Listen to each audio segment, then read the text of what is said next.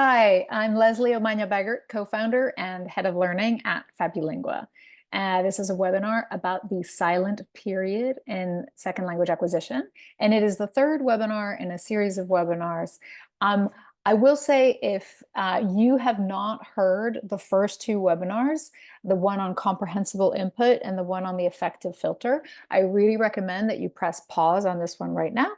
Go listen to those first two webinars and then come back here. We go through a lot of terminology that is going to be used in this webinar and a lot of really important core concepts that are going to be important, really important for you as a language teacher before going on to spend time on understanding the silent period. Anyway, so let's kick it off. The silent period is a crucial stage where learners absorb language without producing speech. As you can see, in the language learning process, there are 5 known language acquisition stages, and each one of these stages is completely unique, yet equally important in anyone's language learning journey. In the pre-production stage, learners do not create any output themselves. They don't even try to speak, other than maybe the occasional yes or no or pointing.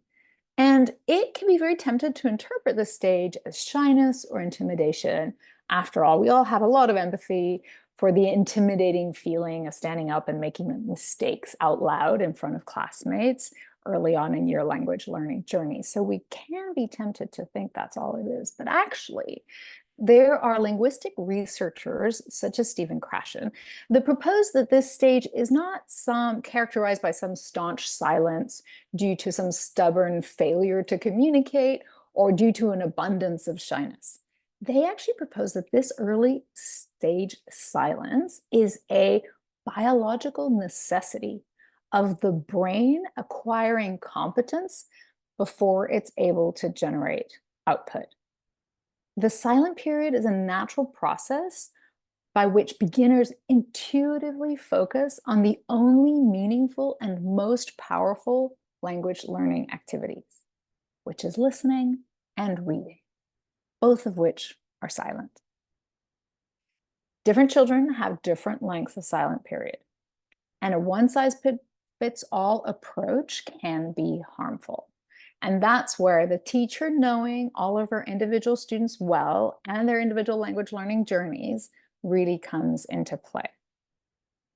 When we interrupt the silent period by demanding original output before a learner is ready, like stand up and tell a class about your weekend using the words that you learned last week, that causes stress and anxiety, which raises the effective filter and impedes language acquisition. And that's all the stuff that we learned about in the previous webinar. Productive skills evolve from receptive skills, and respecting the silent period is essential. Krashen believes that there's a natural linguistic sequence, that productive skills, speech and writing, evolve from receptive skills, which is listening and reading, and that you therefore need to focus on the receptive skills to eventually get to the productive skills, and that you must respect the silent period in order for those productive skills to eventually come online. Now, we understand this silent period very intuitively. For example, in a toddler learning their first language, we understand that this receptive period, and we accept that it takes time for them to learn the language before getting to the speech emergence stage where they're generating their own speech.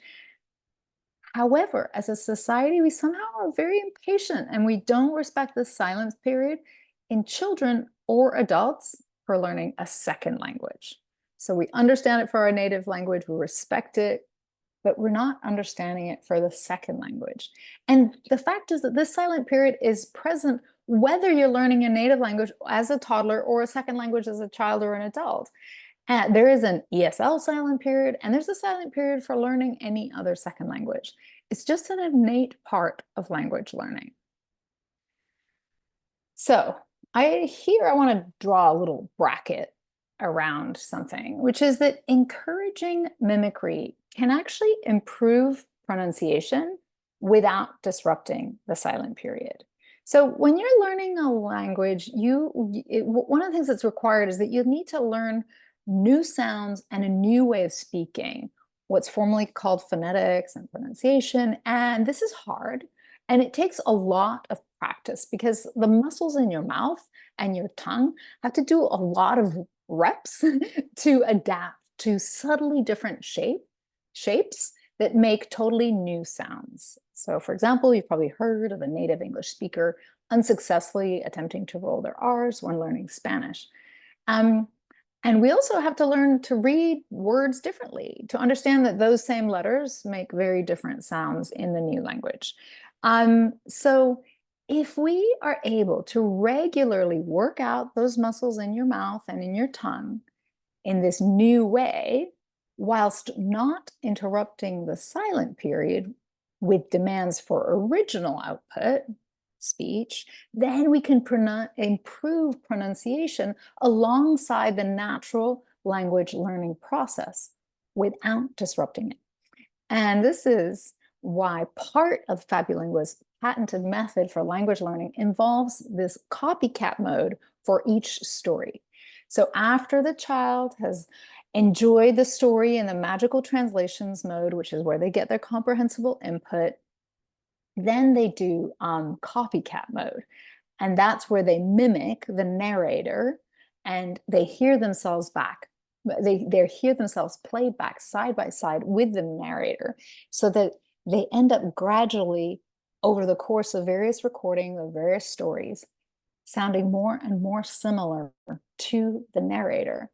And this improves their pronunciation in a very powerful way without demanding original output, without having that cognitive load of having to create original output, which is so disruptive and would be interrupting that silent period. So mimicry, a very powerful tool for developing pronunciation, and it doesn't disrupt the silent period.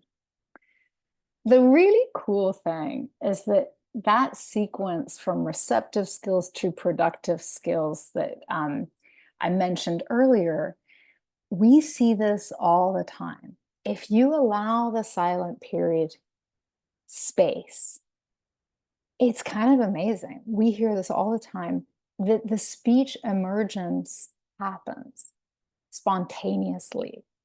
And it's extremely rewarding to see that. But if you do allow the silent period the space it needs and the time it needs, learners do start acquiring the speech and spontaneously being able to speak. And it's kind of, there's a part of everyone doesn't quite believe it until they see it. And then it's like, wow, the theory really works. It's kind of amazing.